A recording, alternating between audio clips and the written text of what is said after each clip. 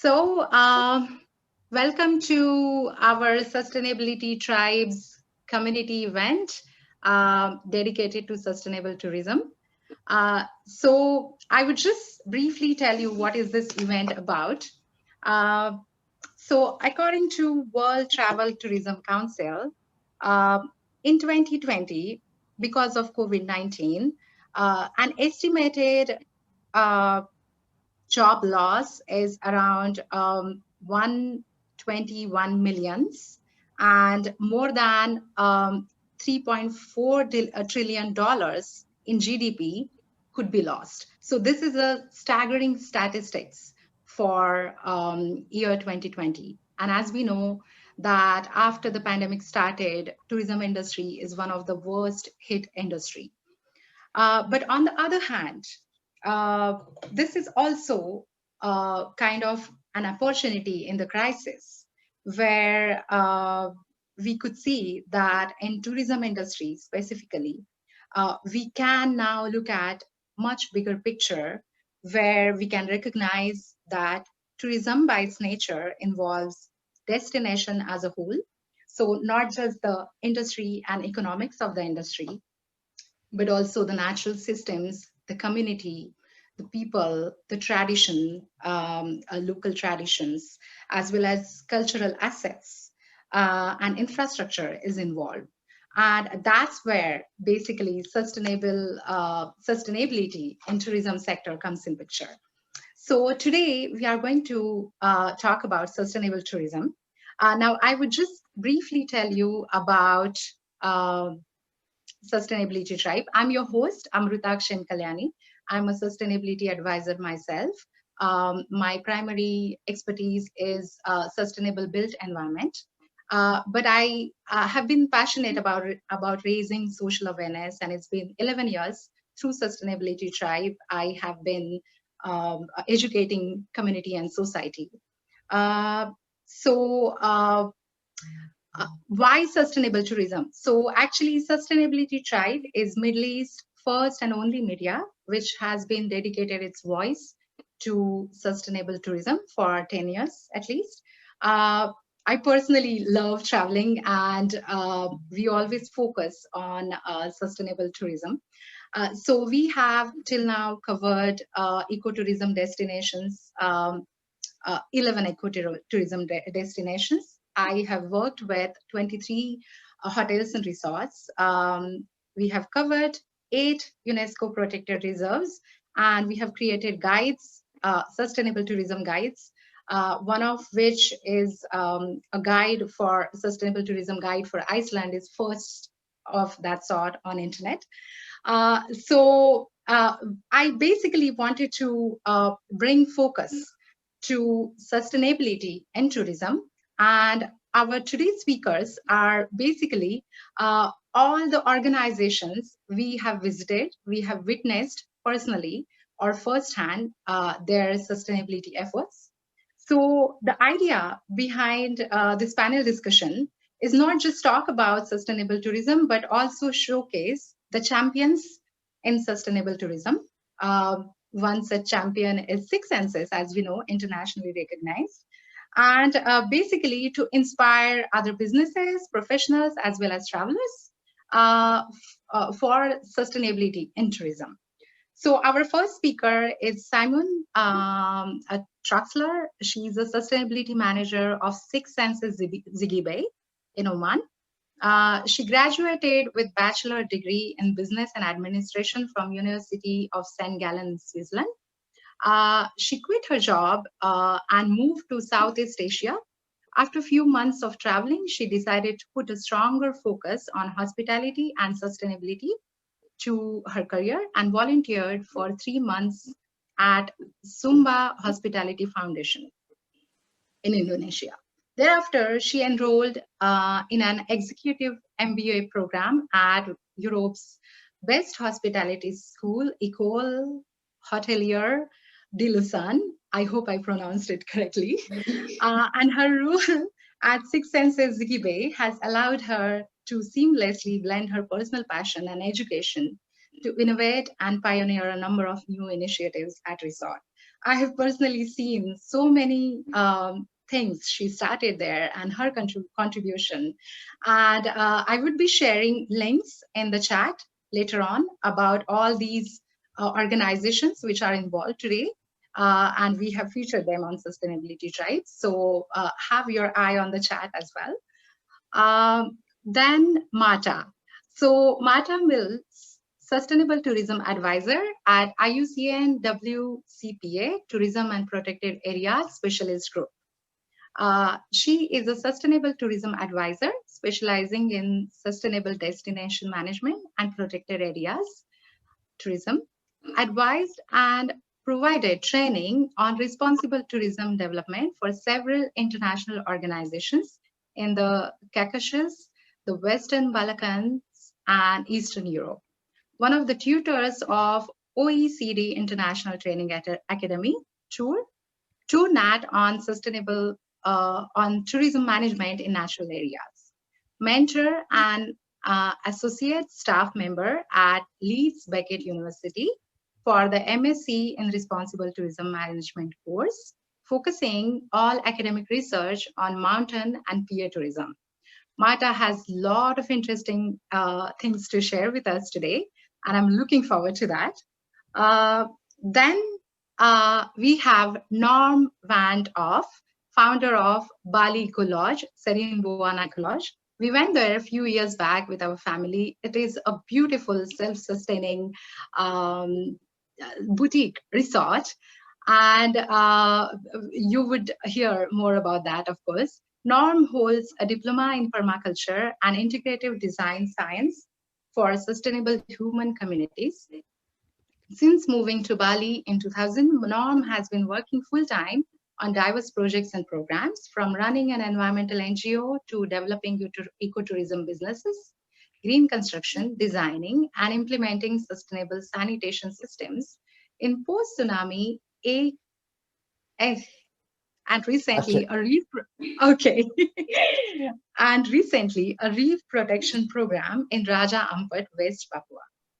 Norm believes that polarization is stopping progress that we can only ever achieve through sustainability by merging a new and ethical business philosophy with the real needs of society and a genuine care for environment. And lastly, we have Ignacio Ramirez, Managing Director of Middle East and Africa from Winnow Solutions. I have seen myself how Winnow technology helps in commercial kitchen to reduce food waste. So Ignacio has over 15 years of experience in F&B industry, from quick service restaurant to Michelin 3-star restaurants and hotels. He is a sustainability enthusiast and a true believer that it is possible to do right thing for environment and the business at the same time. He is proud to be part of Winnow's mission to inspire chefs and others to see that food is too valuable to waste. Winnow builds artificial intelligence tech to help chefs and run their kitchen most efficiently, focusing on helping them understand and prevent food waste. Since launch 7 years ago, Winnow has been deployed in 40 countries and has saved its customers over $40 million by reducing food waste. So this is our today's event, and I would like to start by thanking Sixsenses Zighy, IUCN Tapas Group, Sarinbuana Ecolodge, and Winnow, and all our speakers for joining us. I'm sure you are as excited as me and to hear all the experts, what they are going to say in this panel discussion. Okay, I'm back.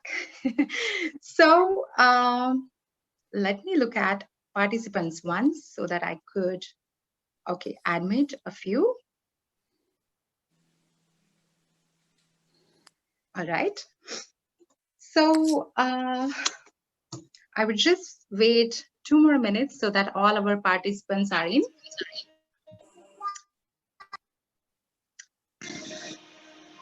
All the participants are requested to switch off their video as well as mute their mic, please. Thank you very much. Okay, so let's start our panel discussion. My first question,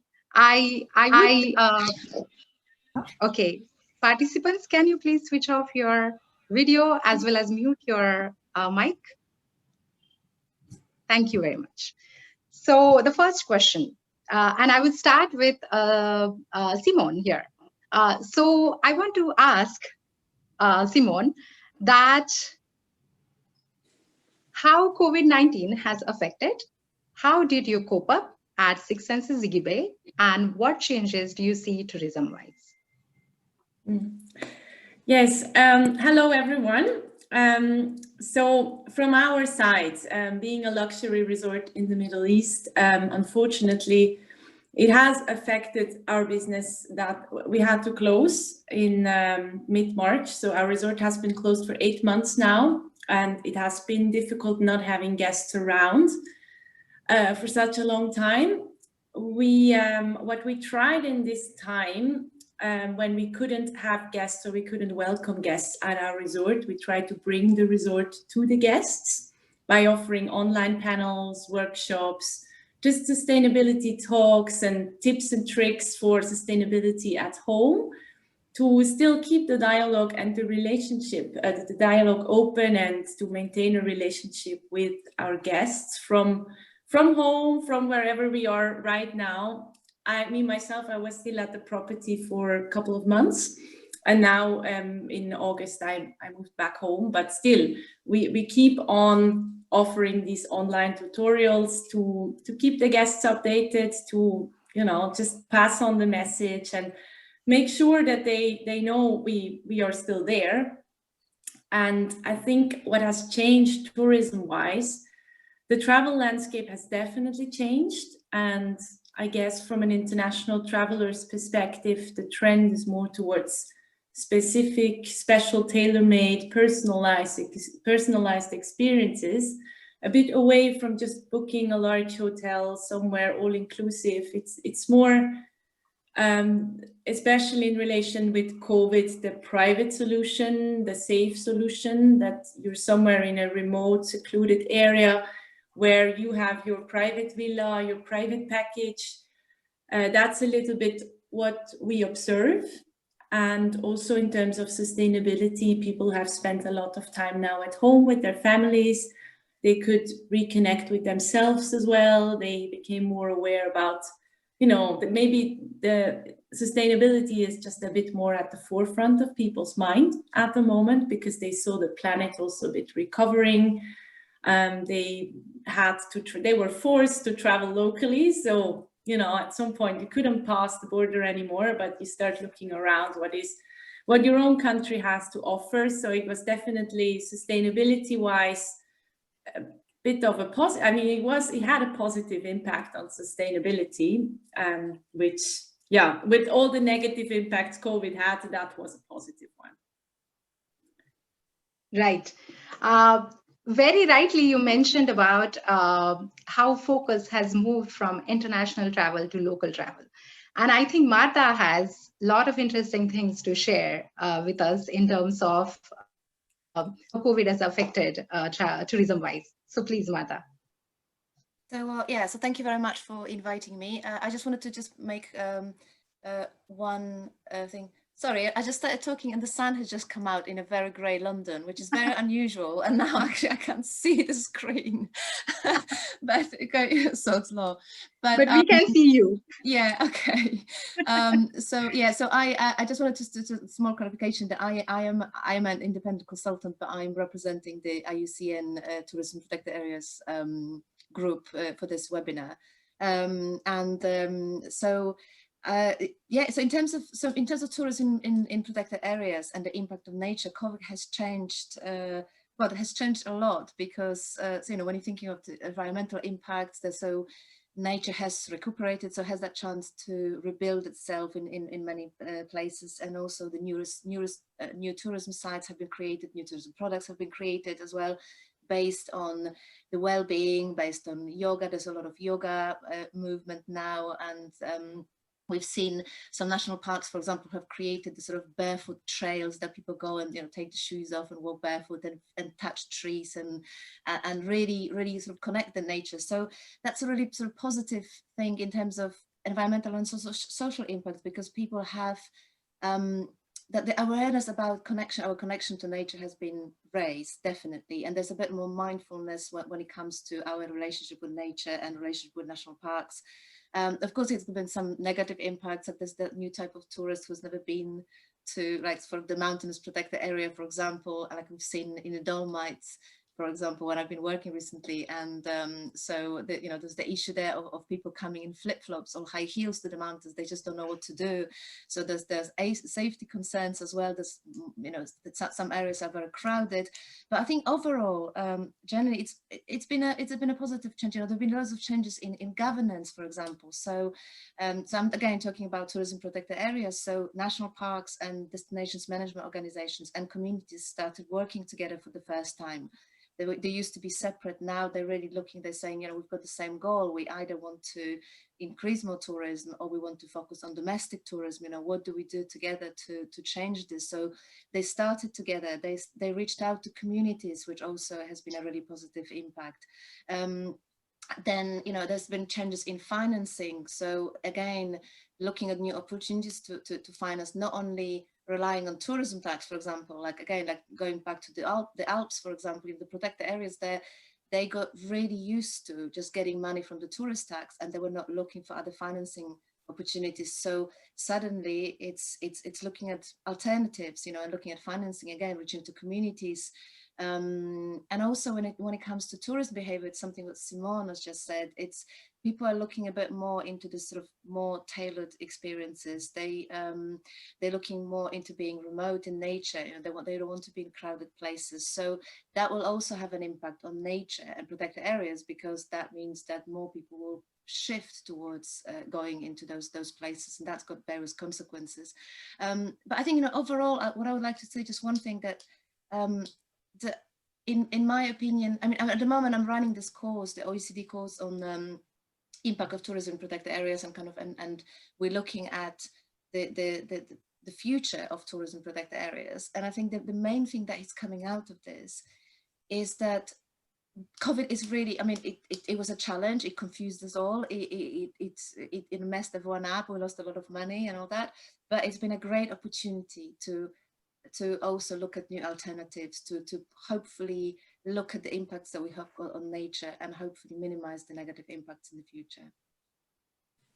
Right. Thanks, Marta. Now, what you mentioned about the how people are figuring out the local travel, and you know, you mentioned about people wearing heels on the hike. Very interesting aspect.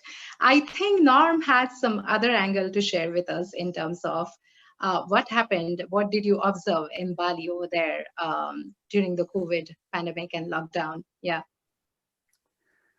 Hi, Amruta, everybody else. Thank you very much for having me. Thanks for putting the effort in. What we observed? Economically, of course, it's been a disaster. It's an island that's very dependent on tourism. Even farmers, the price of produce has gone down. So yeah, clearly it's a huge impact in that sense. I probably don't need to go on about that. For us personally, being a small business, we've been able to keep our staff on the whole time. Half time, half pay, but at least we've been able to keep people on during this whole period. And we're now starting to get some people coming back, some tourists coming back, expats and domestic. I suppose if there's a change for us, it's a lot to do with focusing more on people who are already in Bali and Indonesia. That's been a really good thing. I quickly want to acknowledge, by the way, that over these years, it's actually been my wife, Linda, who's been managing the Ecolodge while I do other things mainly. For us, I want to say this, I think that we've, because of where we are and the nature of the place, we really appreciate that our lifestyle, or the quality of life during this period, has been awesome, actually. I feel so sad for everybody who's been stuck in apartments and houses and whatnot, in various kinds of lockdowns. I can only recommend to everybody that they consider moving into the country. You know, we're surrounded by farmers here. We've got big gardens. We spend a lot more time in the gardens these last few months. So that, you know, the fundamentals of life, fresh air and water and food, have always are around us everywhere. And I just want to say to anybody who's ever considered it that opening an Ecolodge type business somewhere gorgeous is a great lifestyle choice, and that during this difficult time, while there's no money around, we still are in a wonderful environment, and our community has been wonderful. So that's a small thing I want to pass on. Yeah, I think what was said before is that we're going to bounce, in my opinion, more quickly than conventional tourism, partially because people want to be away from crowded areas and want to come to these more remote areas where there's more nature and less people. So once again, I think that works to our advantage, the ecotourism thing. I think people have maybe become a bit more serious about issues of seriousness, like their impacts when they go on holiday. So I suspect we're going to see even more people think more carefully about how they choose their holidays and where they stay in an attempt to perhaps reduce their negative impacts and create some positive impacts in the process. It's probably enough from me on that. Amazing points, Norm. Now I would like to ask Ignacio, what do you see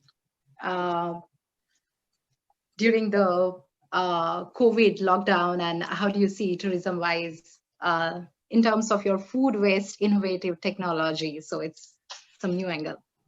Thank you so much. It's a bit of a weird situation, right? Because in a way, as Norm was saying, this has been eye-opening for a lot of people. I think more people are moving to I don't want to say remote areas, but let's say less crowded areas, and people are valuing nature more than before. At the same time, economy-wise, it's probably the worst time to invest in sustainability. Is the best time, don't get me wrong, but is when companies are kind of cutting cost further. As a company, for us, this affects us hugely because we work with commercial kitchens. Our main clients are cruise ship companies, casinos, catering companies, hotels, wherever food is produced in advance, and most of those sites are closed. Like 90% of our sites are closed. We keep in the conversation with most of our clients, and we see that there's an interest to come back from this and invest in sustainability. But at the same time, we see how, I don't know, it's the worst time for plastic, right? Like we're going back to use plastic a lot. And we're focusing on food waste, but at the same time, there's no money to invest in technology for this. So it's kind of a double-edged sword at the moment. We hope that people realize the importance of the environment after this, how important it is to treat our environment the right way, and how important it is to invest in sustainability.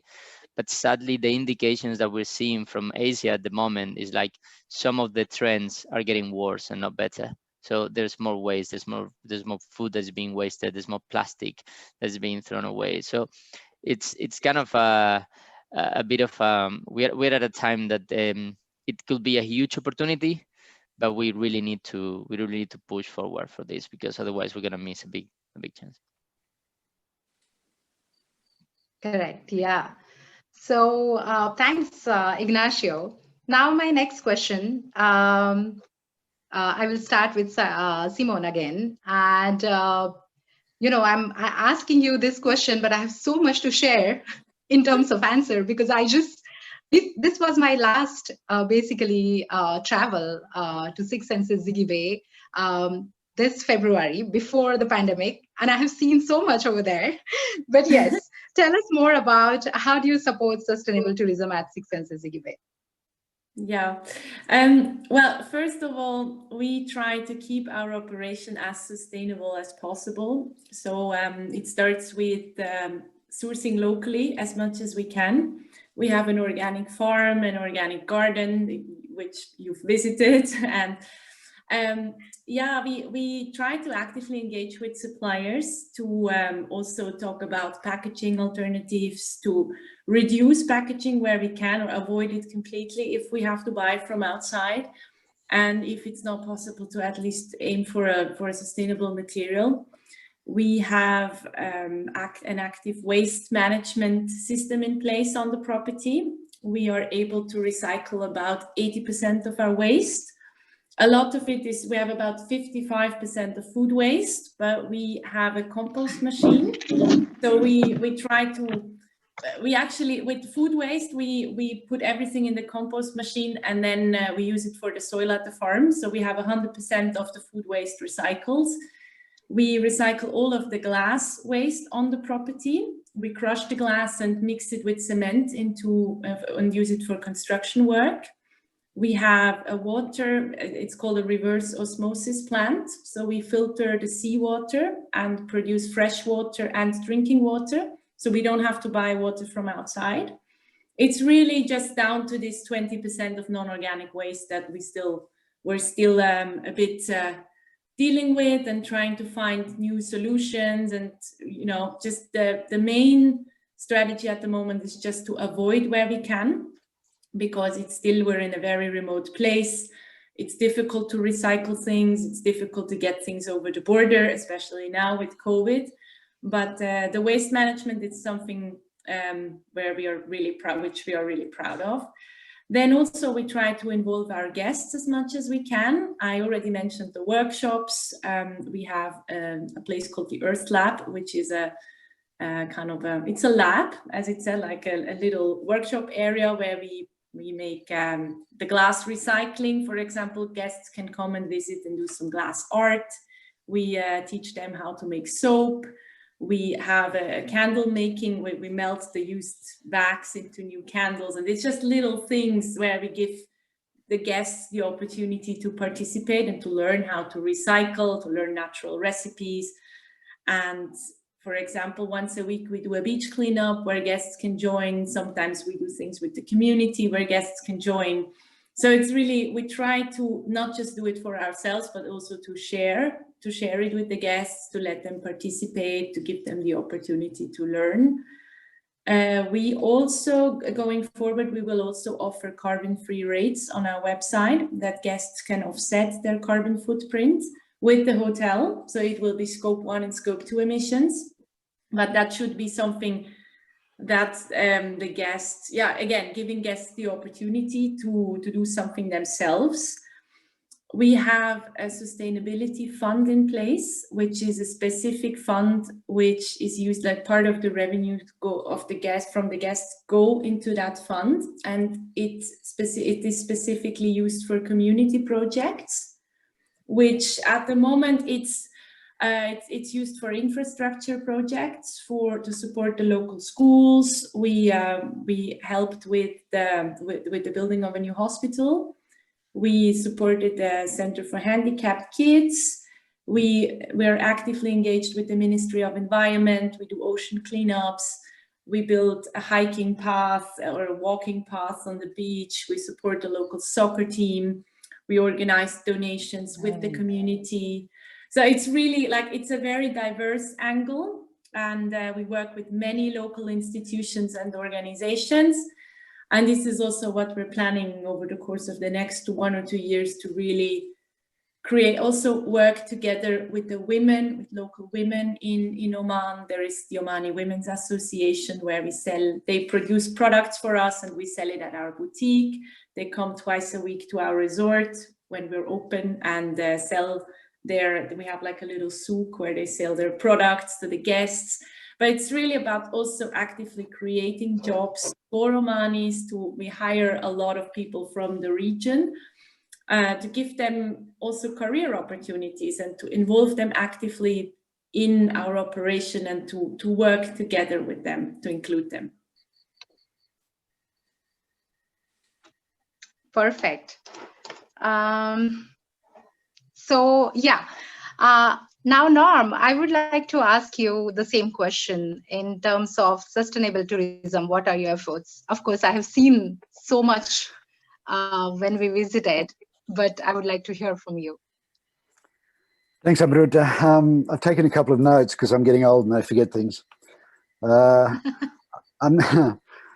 say this first up front, that I'm not going to go on much about the composting in the gardens and the energy management, the water and so on.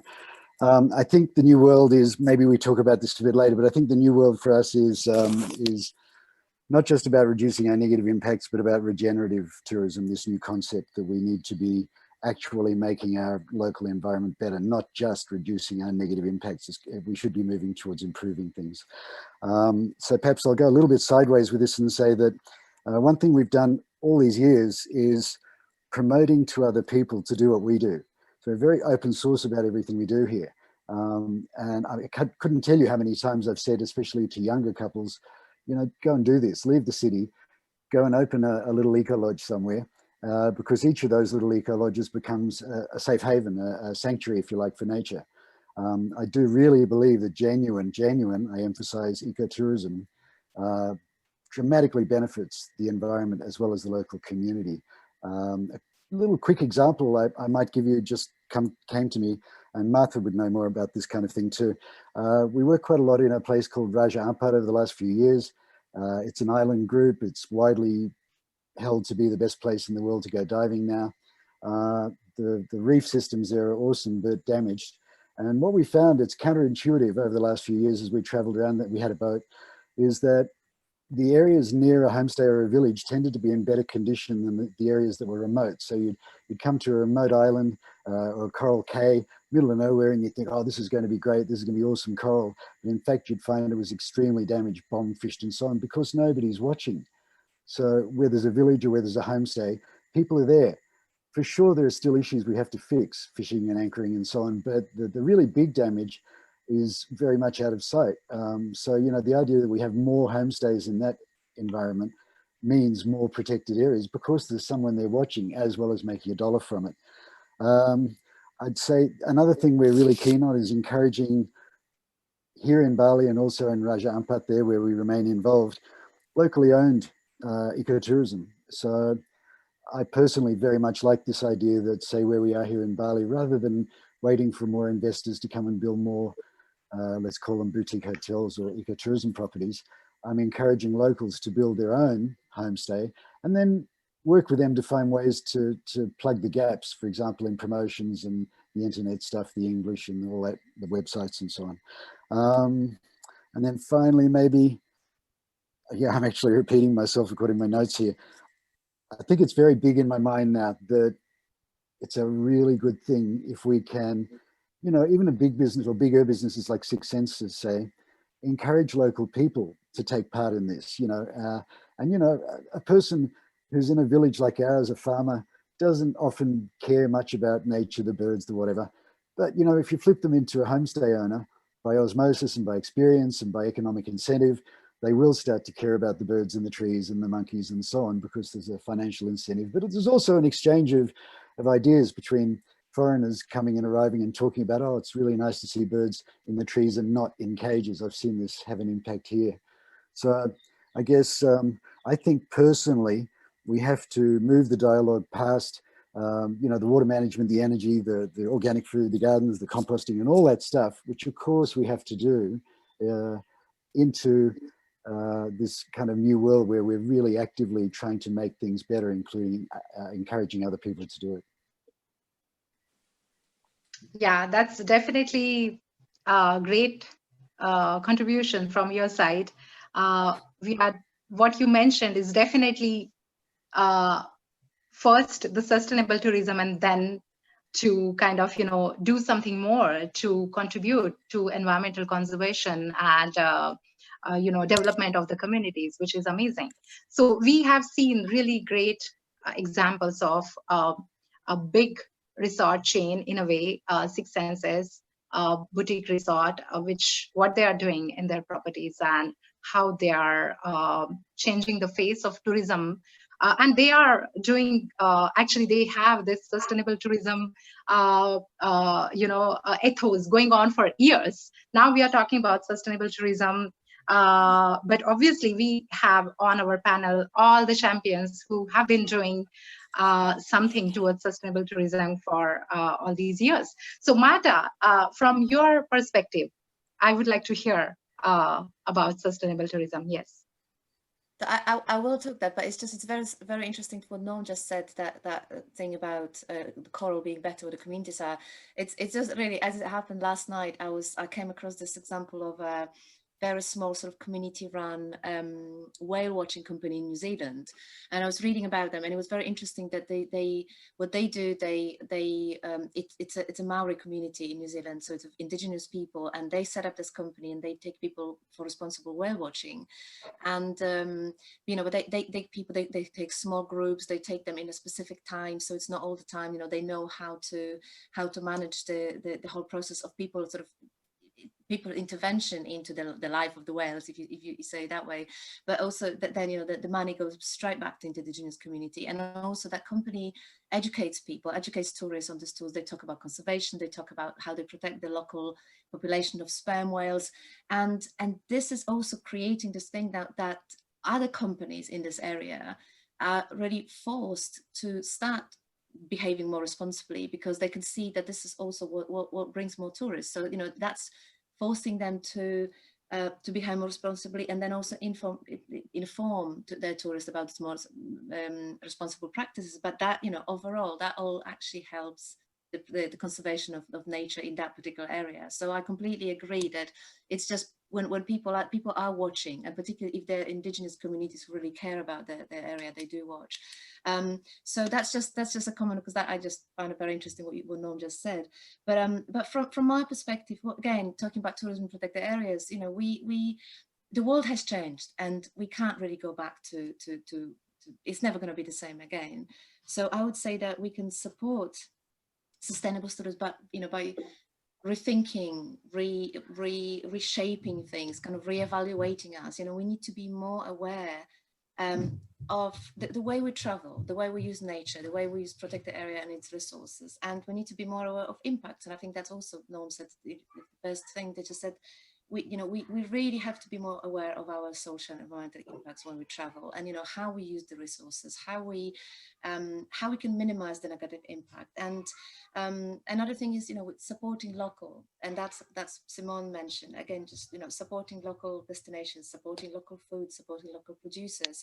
So in our way of traveling, and in terms of, you know, let's say protected areas management, there is that new way of cooperating with communities, with DMOs, with destination management organizations, with other stakeholders.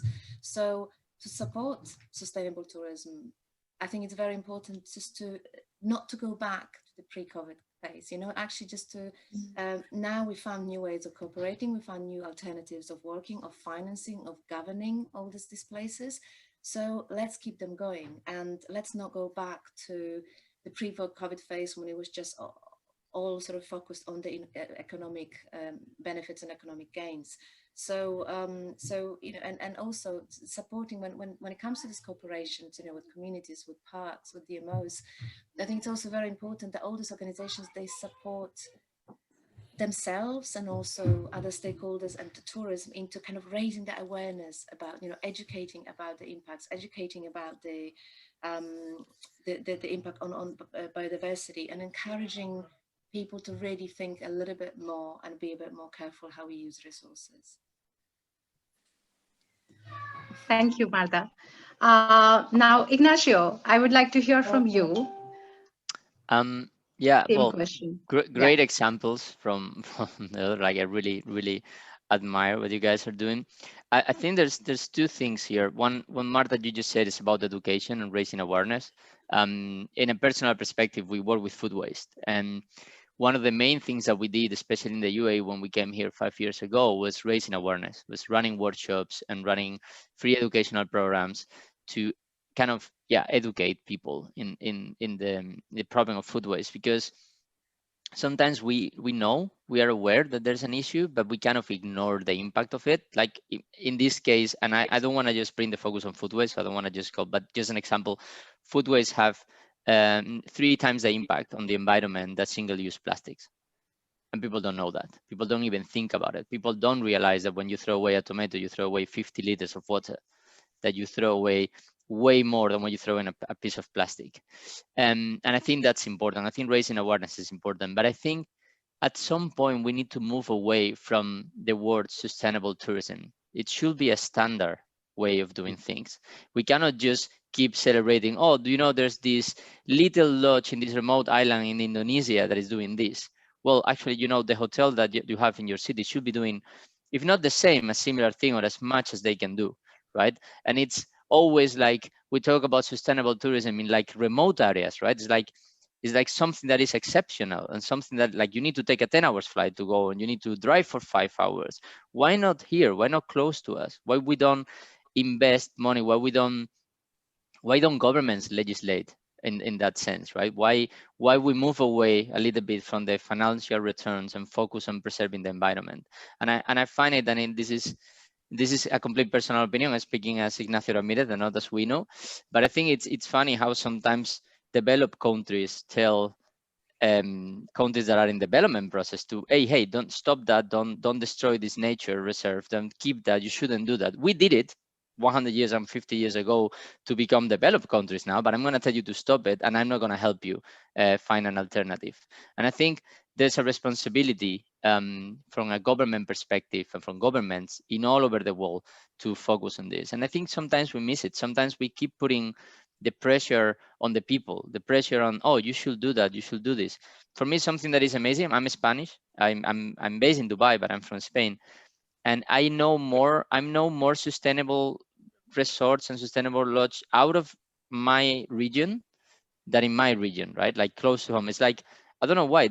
I'm sure there are a lot, but I don't think they're giving them enough visibility. And it's about giving visibility and about making sustainability the standard and not the alternative. And it's interesting because you see all these examples and they actually work. They make money. Sustainability has been proven again and again that being sustainable doesn't cost money. It has a return of investment. We see it every day and we still don't do it. Sorry, I went a little bit romantic there, but those are my 2 cents there. Thank you. Absolutely, Ignacio. All the speakers, what you mentioned about it, really amazing, beautiful angles and your thoughts, and thank you for sharing that. And one of the things I would like to add here before we end this question is raising awareness and making people aware. This is exactly what we do at Sustainability Tribe. So just to share an example, yesterday, me and my family, we went for a small hike in Korfakan, a small mountain. UAE doesn't have too many mountains, but a beautiful hike. And we actually spotted while we were climbing plastic bottles, plastic bags, and it's kind of a new hike. It's not, it is marked recently, maybe a year or so. So it's like a marked trail. And one of the important aspect, what I feel is through Sustainability Tribe, not just raising awareness for sustainability, not just sustainable tourism or anything, but actually creating this kind of a consumer wave where we will increase the demand for more sustainable options. So yesterday we picked up the trash while getting back. And this is what we share on Sustainability Tribe, that as a consumer, as a traveler, what you could do, how you could increase the demand for more sustainable options. And we have champions sitting with us today, sharing business point of view, what industries or business can do. So my next question now, how businesses in tourism industry can become more sustainable? What could be your tips? And do you want to, or should we just follow the same order? Maybe Simone, you want to go first? Yeah, sure, unless anyone else wants to go first. Yeah, so I think I'll just go ahead.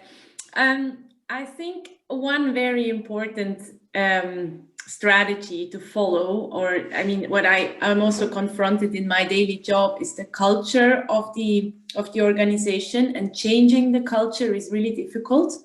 If it's already established, if you have a certain mindset, especially also if people come from different cultural backgrounds, from different regions in the world, where just some of the countries are more sustainable, are more developed, and have been in a way that I personally grew up with waste segregation, and you know, it was in the 90s, it was already more or less, at least the message was out there, but in other countries maybe not. And it's just to bring all these people to realize, to raise awareness, to train them, to establish also, to you have to build the infrastructure that it works, and that all takes time.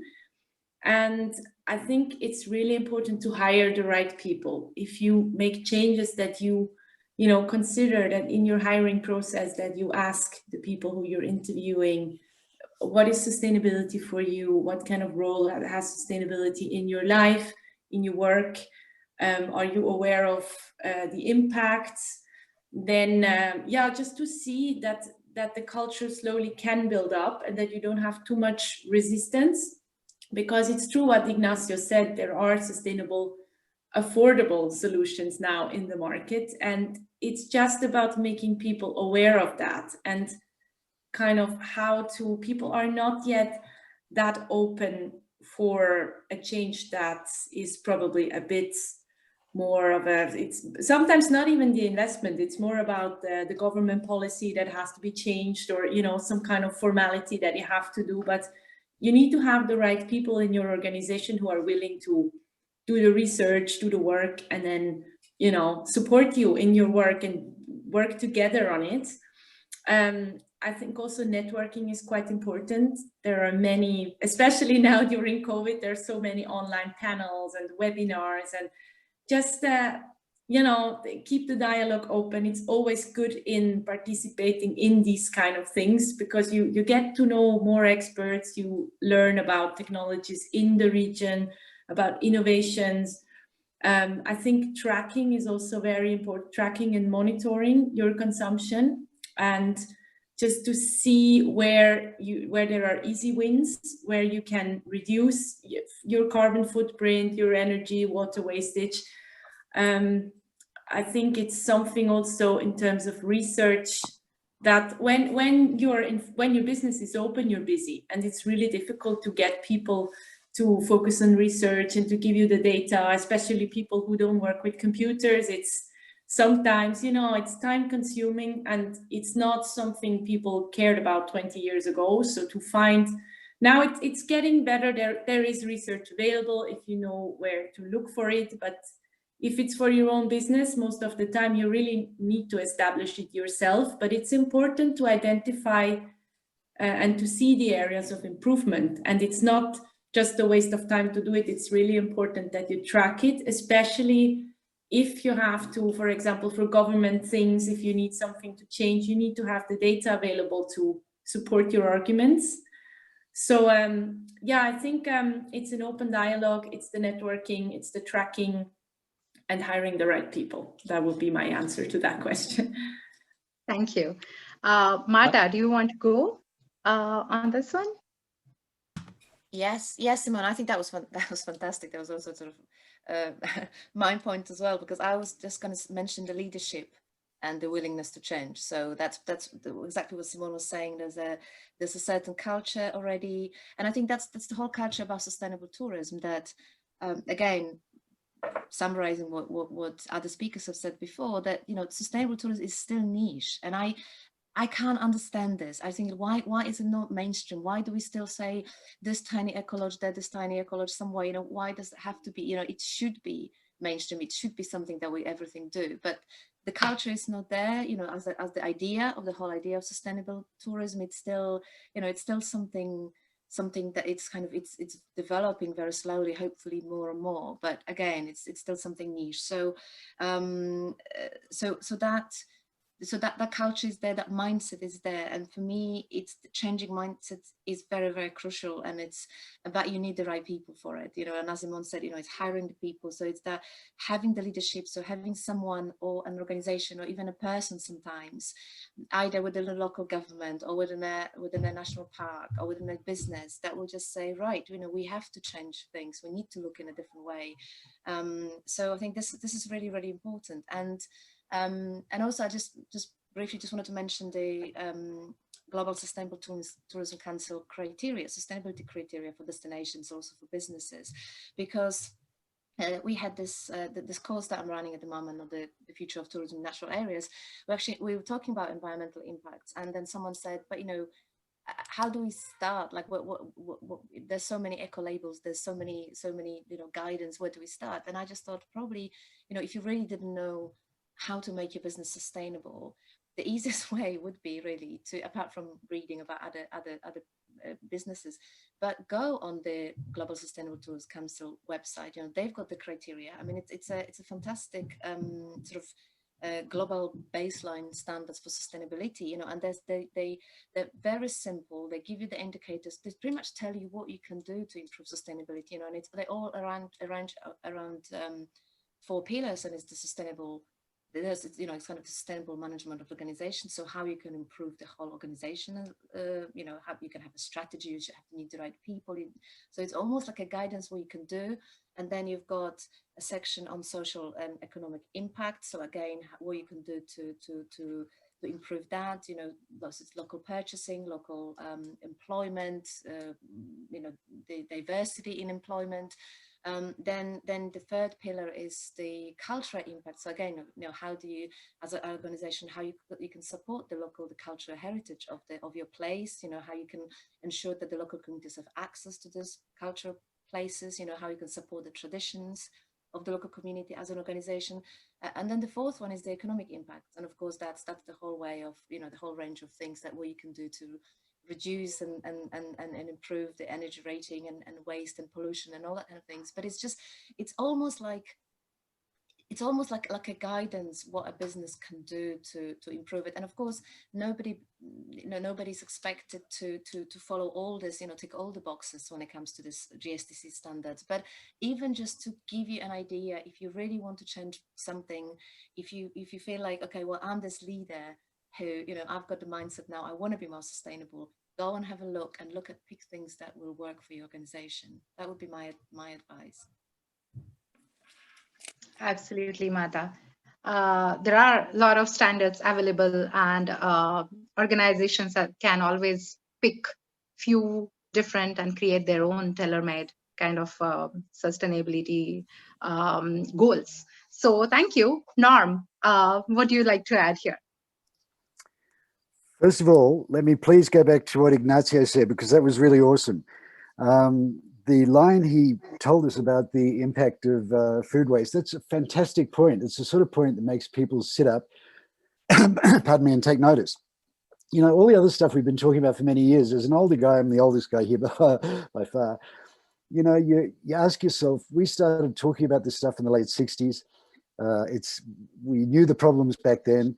We had a lot of the solutions back then. And now you flash forward to 2020 and you ask yourself, well, where have we gone wrong? You know, why haven't we had more impact? Why has the planet gone down why is it getting worse? Why have we not implemented these things? And so my opinion now is very largely that we need it's behavioral change. We have solutions, we have technical and other solutions for pretty much everything. It hasn't done us a lot of good talking about it mostly. We need statements like the one Ignacio just made before that make people sit up and go, oh, that's really interesting. And I want to say also what he said about let's be really broad about it. I reckon in very natural areas, I would suggest mostly it's appropriate to have smaller scale tourism places like ours. But if we don't win the big mainstream properties, the 300-room hotels and so on, we're not going to save the world, obviously. So I agree very much again with Ignacio that we should be moving towards away from the idea that, oh, you know, that hotel's being sustainable while everybody else is not, and make that the standard that everybody works towards. And just a quick comment about the behavioral change thing relative to bigger properties. I remember many years ago, I was given a job to improve the gardens on a very large property that didn't have a lot of accommodation, but it was at the time the most expensive hotel on Bali. 8 hectares of gardens, and I had 42 gardeners to guide. Now, the owner was on site, and I speak the language, and I get on well with the locals, and it took me, I would guess, 6 or 8 months to get behavioral change in the gardeners. I had the authority and so on, but to get them to change what they've been doing for 10 years or 15 years, that was the challenge. Not having the solutions, you know, the mulching and the composting and the whatnot, that is not the problem. And so another final point I want to make here is I noticed over the years that very often the management of a hotel, or let's say the manager, they come and go as we all know, they're very often the owners too, are often open to doing things better. But we have to come to them not as a bunch of idealistic hippies. We're going to come to them with really sound, practical proposals that are financially sound. They've got to work when we put them in. I've seen rather too many things done in hotels and other places using names like permaculture, for example, to suggest sustainability, but that didn't work very well. So if we don't sell the mainstream, which includes the management and the owners of these properties, if we don't find ways to improve the performance of the really big properties, then, you know, we don't save the world. So I just wanted to particularly say that I thought those couple of things Ignacio said were red hot. We need to be braver with our statements in public. We need to get out and promote ourselves more aggressively, but also call out the nonsense. You know, when we see greenwashing, let's call it out. I'll give you a quick example, if I may. The dive industry, which I know pretty well over the years, has always been in denial about the impact of the dive industry. So when we watch their promotions, they say, come and visit this pristine area that we're trying to sell you. But any area that gets dived a lot gets smashed to pieces. There are big impacts from the dive industry. So I think we need to be a bit brave about, I'm only calling that out as one example, there's lots of others. I think we need to be braver about calling these things out and going, no, look, dive industry, great, but let's not pretend it's not doing a lot of damage. Let's find ways to keep the industry rolling, but without this pretense that it's environmentally benign. Perfect. Thank you very much. And Ignacio, I would like to hear from you, especially you definitely work with mainstream tourism organizations, not really the one which are sustainability champions or so. So what do you want to add here? So, well, it's kind of easy for me because everyone has kind of mentioned the main points. So I'm just going to wrap up a little bit. I think something that it's really important that I think it was Simone who mentioned it is that it's about measurement. I think we have a big motto in our company that is what gets measured gets managed. If you don't measure things, you're never going to be able to manage them. We work with some of the biggest players in the world. Work with practically the top 10 hospitality companies worldwide. We work with the largest cruise line company in the world. We work with IKEA is one of our largest clients, which is actually one of the largest restaurant chains in the world. People don't know about it, but IKEA, I think, is the 14th largest restaurant chain in the world after Domino's Pizza, which is kind of huge if you think about it. There's a lot of meatballs being served on a daily basis. And most of these companies have big commitments when it comes to sustainability, and they are changing things. Like you see IAG hotels, for example, or Hilton, Marriott, they're doing big announcements and they're changing things. But I want to, first of all, take a step back and talk a bit about how sustainability should be a standard. We think sustainability as an addition, it should be a standard. When you think about 99% of the things that a business does on a daily basis, especially in tourism, can be done in a more sustainable way. And of the 99 things, 90% of them are not going to cost you more money. And I think that's something important and something that needs to be noted. I think I give you an example. We were working with a hotel here in Dubai, one of the first hotels that we signed up with. And the first answer that we always get from chefs is, we don't waste food. We waste food because our clients want too much food, because we have brand standards, but we don't waste because we don't, it's not our fault. It's nothing that we can do about it. We went in, we measured the food waste. We realized that they were wasting 1 million dirhams per year on food in one buffet alone, 1 million dirhams. I'm not going to talk about the environmental impact. I'm going to talk about the financial impact for the owners, right? Because it's what drives change most of the times. We started working with them and they started saving 500,000. They didn't realize, they didn't know. You need to change the way, it's behavioral change, like Norm was saying, it's really important. You need to let them wake up. And I think something that we need to focus on, because we are making huge mistakes when we focus on sustainability, and is turning sustainability into a trend. That is not what sustainability is. It's not something that is just a trend now. We're going to invest, we're going to tick a few boxes, we're going to tell people that we're sustainable, we're going to post a couple of Instagram posts about our hotel and what are we changing things, and that's it. That happens a lot. I have a huge admiration for compost, for example. I think compost is great, it's needed. It's not the main source of reduction of food waste, but it's one of the ones that it's important. If you look at the food waste hierarchy, it is there and it's necessary. You don't know how many times I've seen hotels that are using composting machine, creating large amount of compost that goes nowhere, and that compost ends up in the bin. So it's like you take all your food waste, you put it in a compost machine that is an expensive investment to get the owner's approval for, get that compost and put it on the bin that you will have put it from the beginning. I've seen that many times, and not in Dubai. I'm talking about worldwide. We work in all over the world, and we've seen that everywhere. There's no way to use all that compost unless you are Ziggy Bay, for example, who have a large space, right? And we see that a lot. We see people just tick in the box. I want to be sustainable. I want to, I'm going to wash my towels once a week. Yeah, okay, but there's more things that you can do, right? Like please focus on other stuff that you can be doing on a daily basis. I think awareness, behavioral change, and to be fair, I believe the big companies are doing it. And I believe the big companies are driving change slowly but steady. I don't think it's around the corner, but I think we are kind of in the right path. Again, as I said in the first question, we are in a decisive point right now. If we don't do it now, after everything that has happened with COVID, I don't think we'll be able to do it ever. Thank you. Right. Amazing points, Ignacio. And definitely you touched the point where sustainability, not just for the sake of it, not just for ticking boxes, but sustainability for its true meaning, for which makes sense business-wise, also for your customers. And even in the chat, one of our participants is talking about washing towels just once in a week, and that sort of, I would call it greenwashing kind of a sustainability commitment. Sorry, I didn't see that before my comment. I just want to make sure that it's clear. I was no, but not referring. You touched that point. I didn't read that. Because, no, but honestly, that particular commitment, or that, what do they call it, green housekeeping policy, it's so widely popular, and it's so really minute in terms of sustainability that we shouldn't be really calling it a sustainability commitment at all. But that is widely popular in the tourism industry.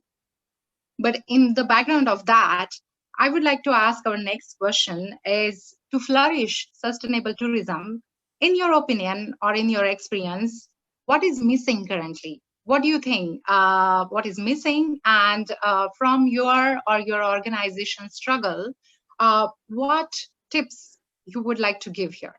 So should we start for a change with Norm here? Yeah. Okay, thanks. Yeah, look, again, I want to go back to something Ignacio was saying. I'm fond of telling clients now when I do a job with another property that being sustainable or being responsible is like being pregnant. You can't be a little bit pregnant. You either are or you're not. The business about the towels is the classic example, but my message nowadays is to properties that I work with is, don't fiddle around the edges. Serious guests notice that, and they don't like it much. I also, of course, pass on that, there's no such thing as a perfect property, and you don't become perfect overnight, well, you don't get everything right overnight, but that commitment has to be systemic in the property, i.e. the pregnancy thing. So, I think that's part of the behavioral change thing, is that we convince owners and management that it's not a big, scary, terrible thing. Again, as Ignacio said, it's often not a cost issue. It's about behavioral change. If we can convince them, one, that it's economically viable, and two, that, and this is where, in my view, the big challenges are, is it's going to require some change in management. Another quick little story for you. I spent some time years ago developing a non-toxic pest control program for hotels, houses too, but we sold it to hotels as well. One property we got was a big mainstream hotel, 300 rooms, modern, and had a very nice manager, a German guy if I remember, who was very interested in sustainability issues. And so he invited us in and we started doing this. Now we got as good a results or better than any of the chemical guys without all the nasty toxic chemicals. That wasn't a problem. As I've said before, I don't think the solutions are the problem. But what we didn't realize at the time was the housekeeping manager was the person, as they very often are, who selects the pest control company generally. And let's be real, there are things we call kickbacks. So, people are getting paid once a month to choose a particular pest control company. I'm trying to talk about behavioral change here. So what we found eventually was cockroaches started turning up mysteriously in glasses in rooms that had no place being there, and weren't coming there because we weren't doing a good job, but we were coming there because we had deprived a housekeeping manager of some income from a chemical pest control company because we weren't paying that money. It's only an isolated example, but it gives you a sense that the management was on side, we got good results, but the problems came with, oh, we're breaking a system that's been established. There's people who have a vested interest in keeping it the other way. And I think there's 100 different examples of how that happens. So yeah, I think I want to say that we will flourish more if we're more genuine. The guests who come to our place, we have quite a large book that Linda put together of sustainability practices and things about nature and birds and insects and whatnot. And I don't know about you guys, but when I travel in a hotel, I never read the room information unless I have a specific need. But our guests come here and read this thing and look through from back to front and really love it. And I think that's the point, is that there is a growing demand from really discerning travelers who want to see more in their accommodation houses, more than the towel thing and more than the other filling around the edges. And I think it will be really good for business if we can convince the managers and the owners to take that leap and say, well, yeah, okay, we're gonna make that commitment. The answers are all out there, as Marta was saying. It's about convincing them it's going to be good for business as opposed to being a problem. But we have this challenge of behavioral change, which is where I think we need to focus our attentions. Right. So let me come back to Simone on this. Would you like to answer on this? Yeah, sure. A lot. Norm has already said a lot. I think he's right, definitely. And having the right people, again, I mentioned that before, it's really crucial. And I think what is missing is probably still a bit of awareness and knowledge of the clients and of the employees about, by now we know that sustainability is important and that we should not harm the environment and aim for sustainable solutions. But then actually the details and also in relation with greenwashing, what impacts the environment by how much and to what extent, it's sometimes a bit of a black box, especially for some employees who don't have a background in sustainability or not. It's not their core business, but suddenly I'm taking the example of the housekeeper in charge of the pest control. It's sometimes difficult to put on a hat that you haven't had on before and in your previous role, and then you have to decide on sustainable initiatives. And it's something at Six Senses, we have that a lot. I work with all the departments, and sustainability is like an umbrella function that works with all the different angles of the business and the different departments. So it's the head of departments, they have to embrace sustainability, and they are doing it, and we're training all the employees on it, but to kind of infiltrate that message, it takes time and it takes a lot of education. And there it's still also the local culture in Oman, they're just not yet there to understand. If no one tells them why plastic is bad, they don't know, and it's convenient and you can buy it everywhere. So you need to take the time and sit down with these people and tell them why, and then tell them again and bring them proof and show them a YouTube video. And then eventually they realize, but it's not something that happens immediately. And having the right people in your organization is, I've said it many times now, that's really crucial. And also the measuring of the data, the keeping track of things, just to be aware, to really also have proof and to maybe educate with. I'm not a big fan of showing all the negative videos of the impact, but sometimes it's necessary, or it's like just to know the facts, to kind of really educate people by having concrete examples. It's sometimes that's still missing because we see the long-term effects somewhere, but we don't see them everywhere. If you work in a resort somewhere and the resort is very nice for the guests, and they don't see immediately the impact of the plastic bottle they drink and then throw it away. Like it's difficult to make them clear that it will have a long-term effect and how it will affect their children and their children's children. It's still not it's not in their minds and it's difficult to show it. But I think over the course of time, via education, it's going to become more clear, and it's just really something organizations have to focus on. Thank you, Simone. It's really important point. I would say in any industry sector, when it comes to sustainability, training and education and spreading right knowledge is one of the, I think, primary step. And we have Marta with us, who is actually a trainer, and I'm sure she has a lot of interesting things to add here. Well, I actually worry that I'll be repeating what everyone else said, so I won't take much time on this. I just wanted to say exactly. I mean, that was my answer would be education, education, education, and I'm actually at the moment I'm Polish, and so I'm running training for the Polish Tourism Board and also the regional sort of DMOs in Poland. So a series of trainings on responsible tourism, and actually, you know, and what amazes me is that the lack of knowledge, the lack of awareness was, you know, that people, these are people from destination management organizations, these are people from tourism boards, they are tourism people. I'm not talking to some random people, you know, I'm talking to people who are decision makers in tourism. And I have to, and I thought at first when I was designing this training, I was thinking, oh, I'm going to talk about this and this, you know, and I'll really sort of elaborate things. And I've done I've just literally just now finished the master's in responsible tourism management. So I've got loads of examples, and I was like, really just went with just big ideas. And then I realized that I had to go back to the basics, like really basic, just saying, what does it mean to be a responsible traveler? You know, what does it mean to be a responsible organization? You know, how do we minimize the impacts? You know, and then realizing even those people who work in tourism, who make these decisions, they, you know, if I ask them, like, what are the environmental impacts of tourism? What are, you know, what are the social impacts of your DMO in this area? They just looked at me completely blankly.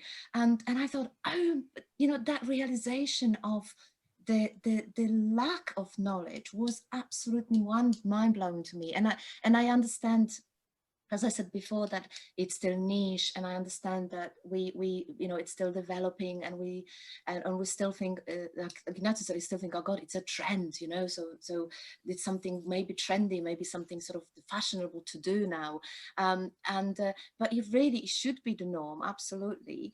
But the lack of knowledge, and it's absolutely mind-blowing. So I think, you know,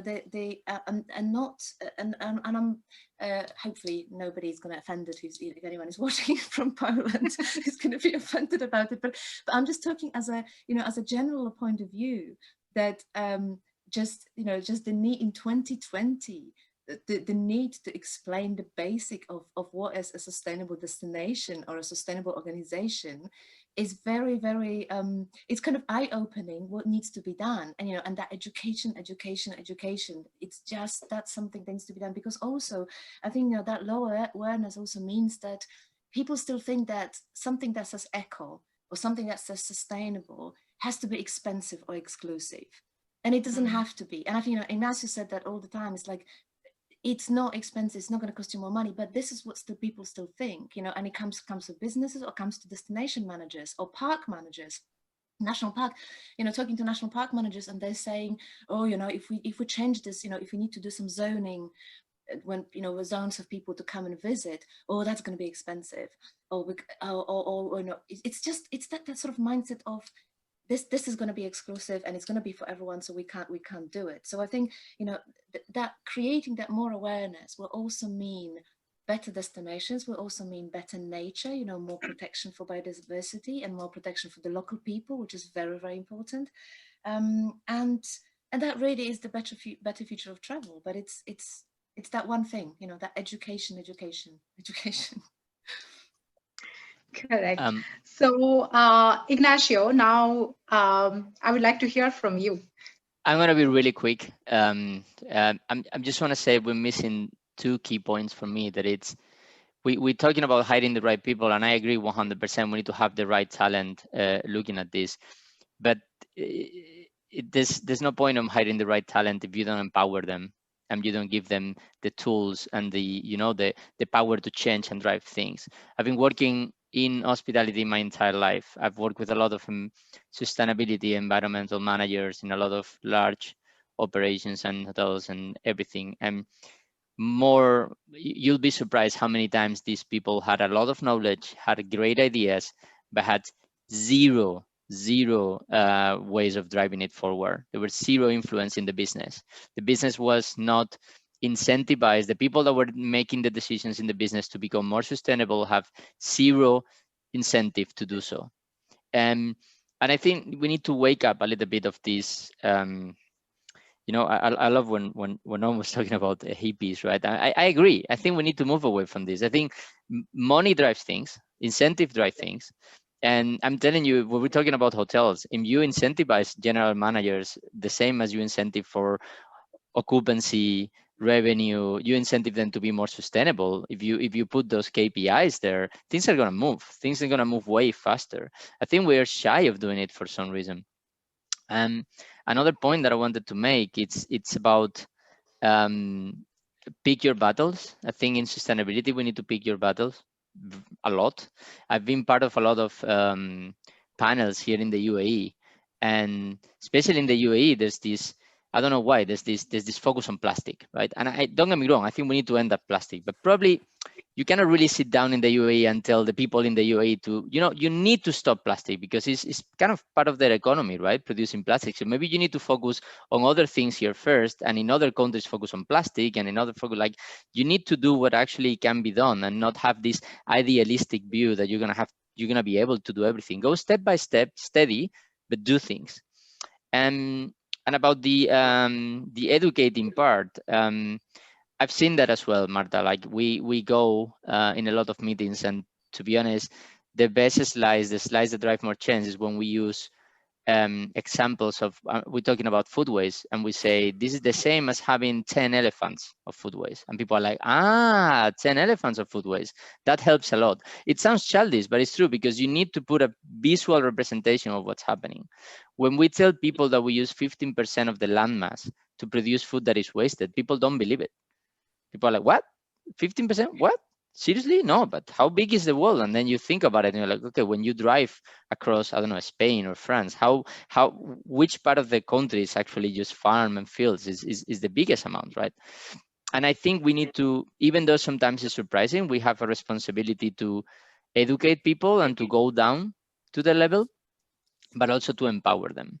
I'm just gonna share a really, really short story. One hotel that we were working with in Asia, and we were talking about the food waste that the hotel, when we come in a hotel or a restaurant or a commercial kitchen, we do a baseline and we measure the food waste before they started using our system, so then we can kind of compare and see what the change has been, right? And we had an example, and there was one chef that was kind of responsible for the seafood station at the buffet. And when we told him how much he was wasting, he started crying, because he realized that he was wasting more money than he was making. And that's hard. That's impactful. And that happens more than we think. That happens a lot more, especially in Middle East and APAC, where labor is a bit of a lower cost, right?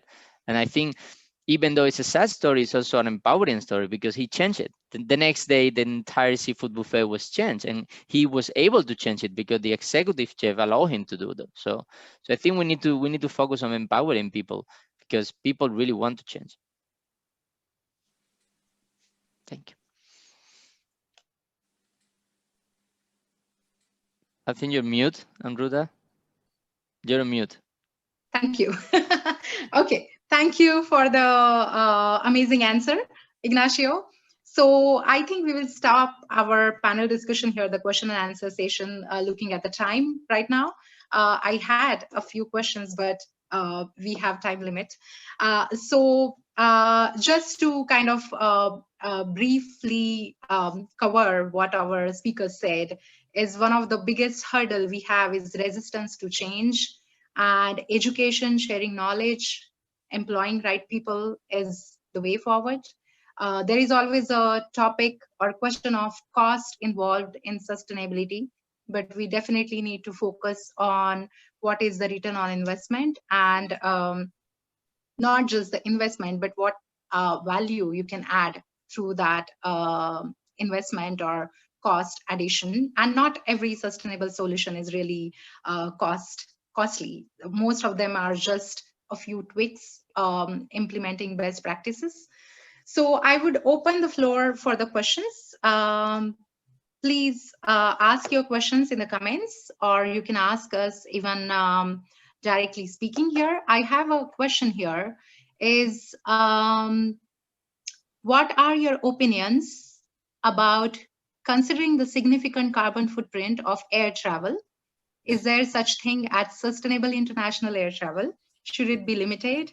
From stewardship and education perspective, having international travel experience is also valuable, especially for kids and next generation planet stewards.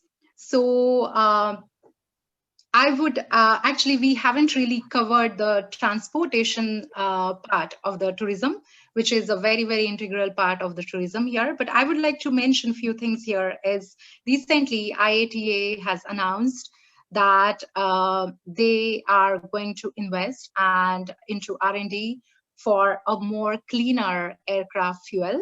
And in terms of transportation, definitely we will have to move forward towards the sustainability.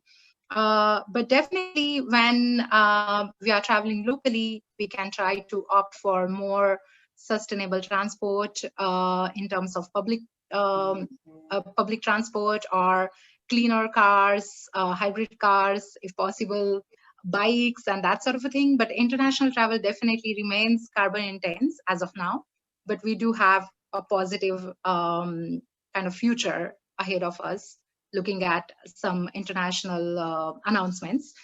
Any of our speakers would like to add here? I'll jump in if I may. Yeah. I think it's really clear that the airline industry in general can do a lot more for sustainability. The thing that jumps to my mind is the awful wastage of plastic and food in the airline meals. You know, that whole side of things just really offends me when I fly. But I want to say also, it's such an important thing that we should not be attacking as, let's say, green people. We should not be saying to people, don't fly because it's carbon intensive. I think there's other ways, you know, that just destroys economies and destroys our ability to go and experience other places. But having said that, there are so many aspects of the industry I'm sure they could improve. And until they come up with better fuels, you know, let's see them planting large areas of trees or something really simple like that. Just wanted to say those couple of things. Right.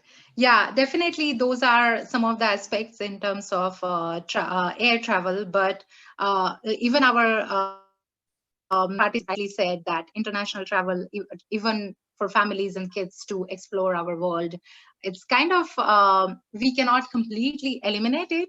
But I think one of the things we could say is during the COVID, now we are so digitally connected, and we have seen that we don't really need business travel as much as we used to do before. And these are definitely some positive aspects of this pandemic, which we are learning to be more sustainable. We don't have to actually travel far away for conferences and meetings. We could have digital ones. So yeah.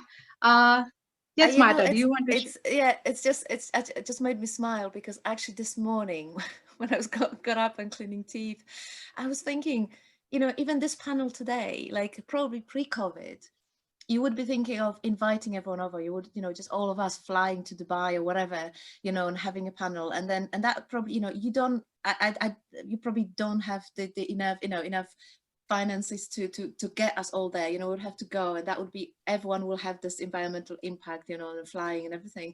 But just now, the fact that we can all join from all over the world, you know, it's all of us, even all speakers, you know, we all from different countries, we all speak, I think, different languages and you know, based in different things, and we are here, and it is easy, you know, and I think that's also the change of the mindset of just like, I don't have, you know, I'm just saying like, oh, I'm doing these trainings in Poland, I'm doing them from my bedroom in London, you know, I'm doing training in Italy, I'm doing them from here. So that's kind of that is just, you know, it's just something that I thought this morning, and you just said it's just the conferences, that way of it. And of course, traveling to explore is fantastic and it's wonderful, and we need to keep that human connection. It will be wonderful to reconnect with places and people, but it will change as well, because we've seen other, you know, we've seen the opportunity to actually do it more, or like we're doing at the moment. Absolutely. Could I jump in really quickly, Amruta? One of our sons told me recently, he's studying, that 1% of travelers, airline travelers, produce a big percentage of the overall emissions. And it's exactly what Marta's just talking about. It's the business travelers. And so it's not necessarily tourism we should be focusing on. It's exactly what Marta was just saying. If we can reduce the amount of business travel, that would have a disproportionately significant impact on emissions. Absolutely, absolutely. So as Marta rightly said, sustainability tribe events previously used to be happening physically. And after the pandemic, we started having these virtual events.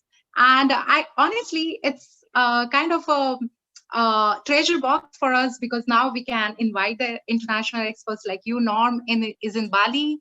Simone is in Switzerland. You are in Marta, you are in London. And Ignacio and me are in Dubai here. But this is really one of a positive aspect here. We have another question here. Is most of the ecotourism destinations in the UAE, as well as Zighy Bay in Oman, are very expensive. How can we deal with the challenge of affordability when it comes to sustainable travel? I would like to add one point here is, when we are talking about sustainable travel in UAE, I would highly recommend go to our website, sustainabilitytribe.com. We have a lot of interesting places to visit, what you could do in terms of getting exposure to UAE's natural environment, and most of which is free or very, very less kind of cost to it. So in terms of experiencing eco travel in UAE, I would say is very, very cheap. But for accommodation, definitely, I would ask, you know, honestly speaking, accommodation wise, even if you are up for camping, it is really cheap, like for free. I would definitely say that we have very limited options in terms of really sustainable accommodations like Zighy Bay. And that's why you have seen I had to invite Norm all the way from Bali to represent another sustainable tourism accommodation. We don't have as really like champion sustainability accommodation as many. But I would like to ask our speakers, what do you want to say in terms of expensive part of the accommodations, let's say? Well, maybe if I can jump in, because Zighy Bay has been mentioned specifically. Of course, we're a luxury resort, so for us, our prices are what they are. But it's a package that we offer. It's a very remote location. It's something really specific, because we have offered this sustainable luxury, this barefoot luxury experience for 12 years now. So we have been way ahead of the trend. We have been, you know, we're an established worldwide chain, and it's something that our guests really like. It's a connection you have with the brand. It's a specific service.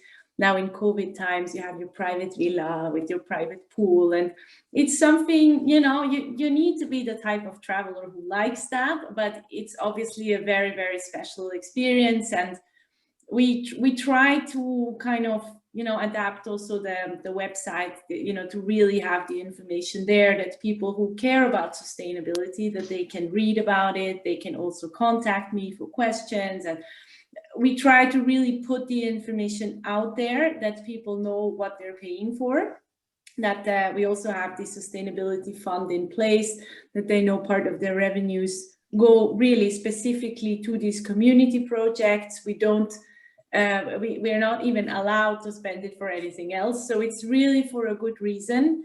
Also with the carbon footprint, with the carbon-free rates, we offer a complete offset of the property, of the emissions that you create on the property, with the link also to offset your flights. So it's really, we're giving the guest all the steps that it needs. But I agree with you completely. I went camping this summer in Jebel Akhtar, so really you can do a very cheap holiday in Oman, in the UAE, eco-friendly, in nature. It's really possible. So it doesn't have to be the luxury holiday, but of course we as a chain, it's our segment. I mean, it's, you know, we have a certain offer, a certain standard. It's luxury. It's really, I could just recommend it to everyone because it's a very nice place.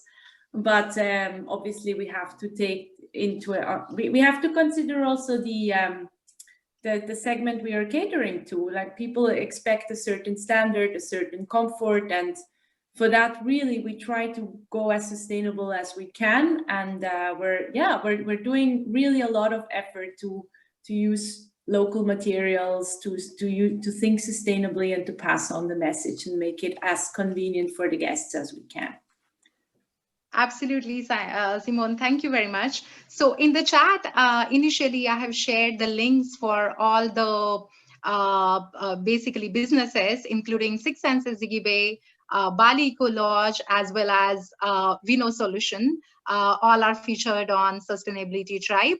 And you could actually look up there that, as Simone rightly said, Six Senses is really one of the top of the luxury, but the best part about that luxury is you get to see how sustainable it is, and even luxury is possible with sustainability, because generally people feel sustainability is all hippie, all frugal, and that's not really true. And Six Senses is one of the great examples. Norm, would you like to add anything here? Oh, just quickly, I guess. Yeah. Sure. To me, the really obvious answer is what I was talking about before. I'll go back again to Raja Ampat. It's traditionally known as an expensive place to go, partially because it's remote and the travel costs, but also traditionally the only two ways to stay there are on dive resorts, which are reasonably expensive, or on liveaboard dive boats, also expensive. The alternative now is a homestay. They have 60-odd homestays operating there, much cheaper. The experience is awesome. The locations are awesome. They're locally owned. You're bringing money to these remote communities that have a really hard time of making money. But as a traveler on a budget, the homestays are very accessible and the experience is brilliant. So, you know, generalized around the world, I think there's such a big place for small scale, locally owned tourism. And actually, you see it a lot. If you go to Cappadocia in Turkey, you see a lot of small accommodation houses. Correct. If you go to Morocco, to Marrakesh, you see a bunch of small accommodation places. So I guess, you know, especially in traditional tourism, it's often there already. I saw in Bali over the years that they disappeared at first and the hotels took over, and I think that there's a trend to go back there now. But I think that's the simple answer to the person's question, is just locally owned small scale tourism at a cost that everybody can afford. Thank you, Norm. So now, looking at the time, we will have to stop our question and answer. I would just quickly ask our speakers to briefly conclude, if you want to, in few sentences, so that briefly we can conclude and say bye-bye. So, Simone? Thank you very much for joining this panel, and thank you very much for having me, Amruta, and to the whole Sustainability Tribe. I think it's really important, just to wrap it up, to, you know, to have the communication channel open, to share with everyone about sustainable initiatives. And not everybody has the same knowledge about what sustainability is. So it doesn't harm to just mention it and mention it twice, or, you know, if the person already knew, it's okay, you remind him or her, and if not, they will learn about it. So communication is really important. And then I think every step is a step into the right direction. So if you can't avoid driving a car, or if you can't avoid using plastic because there are no other solutions, but then at least, you know, change something else, save energy, or just, you know, bear it in mind, be aware, be mindful about your consumption. And when you travel, focus on what is really important to you, and just have it in the back of your mind to maybe look for sustainable options, or see where you can travel more sustainably. Thank you very much. Thank you, Simone. Marta? I would just say that I'd like everyone to remember that COVID is an opportunity. So yes, it caused disruption, it caused uncertainty, it caused confusion and, you know, losing a lot of money and confidence and mental health issues. And I know that, but at the same time, I think we need to be really focusing on the opportunities here. And it's caused a lot of changes into looking at alternatives, in management, in running things, in working with communities, in the way we travel, you know, the changing the behavior and everything. And this is the opportunity that we need to carry on. And I really hope that, you know, we need to rethink, reshape, reevaluate, regenerate. And this is the way forward to be more sustainable and also just to protect what we've got left in our planet. Thank you. Thank you very much. Norm? Right, I'll wrap up with just a few points, if I may.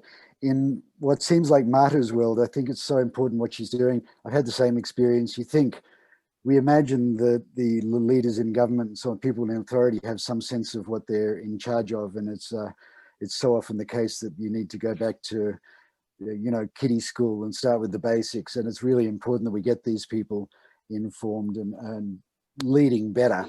So, you know, the non-commercial world has some big responsibilities in those sorts of areas, and in terms of policy, especially trying to guide governments towards better policy decisions. I wanted to make I guess, a slightly technical point that for those of us in the tourism industry, the OTAs, the online travel agents, are a big deal, and we need to get them more strongly on side. They've done quite a lot in the last few years, but they need to be more there, more present.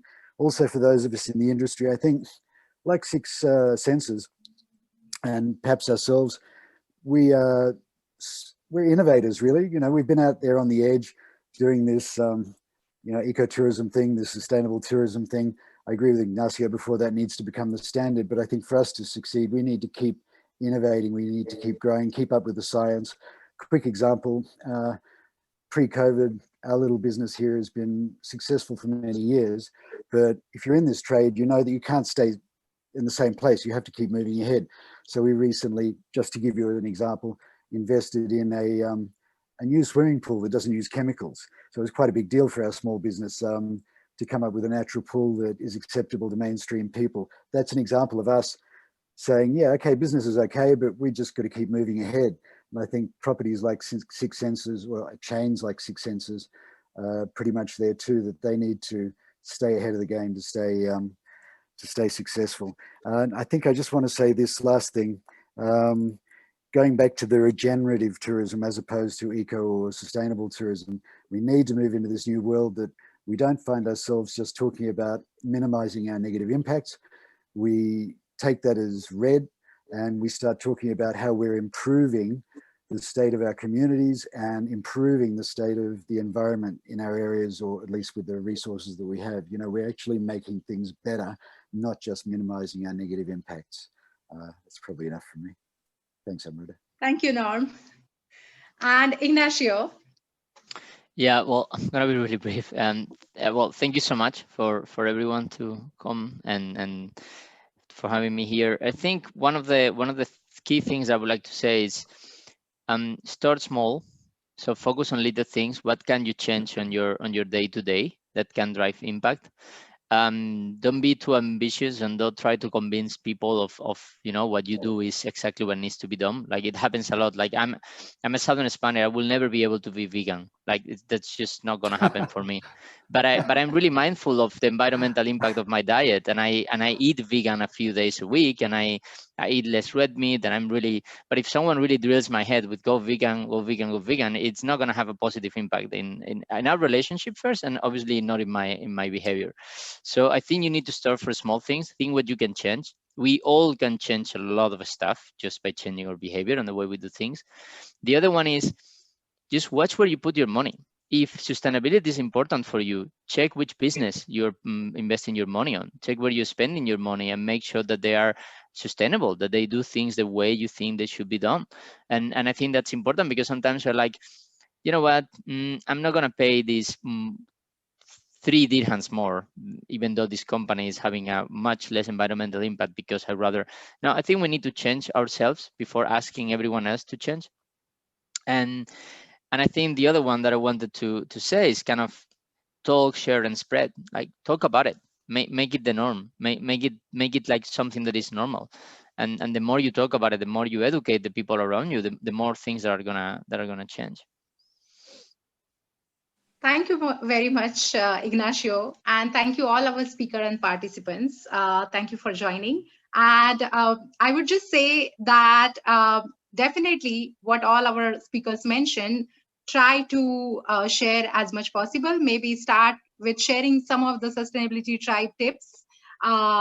We have a lot of guidebooks on how do you live more sustainable. It's an educational platform for public interest. And do subscribe to our website. This panel discussion will be published on our YouTube channel. So you can subscribe there as well, so that whenever I will publish, you will have access to it, and you can share it with your family, friends, industry colleagues. And thank you very much. And Ignacio actually mentioned that, but I would just repeat, every time you are buying, you are consuming, you are wasting anything, you are casting a vote. So be mindful and be sustainable. Thank you very much.